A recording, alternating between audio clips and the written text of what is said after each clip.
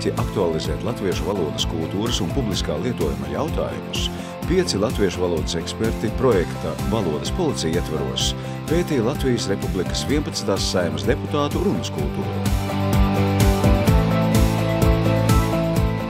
Pētījuma noslēgumā eksperti dalās secinājumos par publisku latviešu valodas lietojumu un sniedz politiķiem praktiskus ieteikumus latviešu valodas izkopšanai.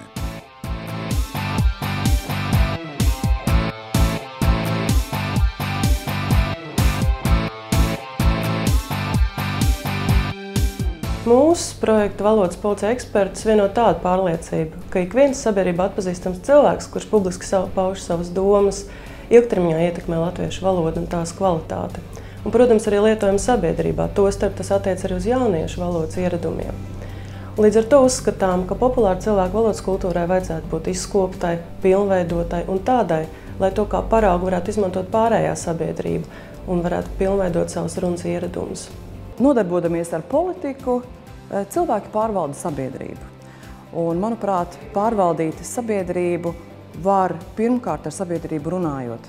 Tātad ļoti svarīga politiķa tēla sastāvdaļa ir spēja runāt, skaidra runa, saprotama runa.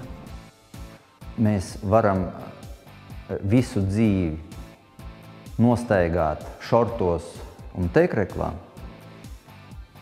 gan mājās, gan darbā, gan uz pieņemšanām, gan uz teātri. Vai mēs tomēr pārģērbjamies, vai mēs respektējam, ja? Vai mums ir apģērba etiķete kaut kāda. Tā ir tāda līdzība, arī valodā ir tāpat. Es aicinātu nevis veikt darbības vai aktivitātes, lai ievadītu organismā uzturvielas, bet ēst.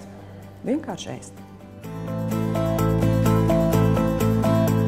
Valodas policijas eksperti darbu turpinās. Sekojiet Valodas policijas ekspertu komandas darbam un uzziniet vairāk Skrivenek Baltic tīmekļa vietnē.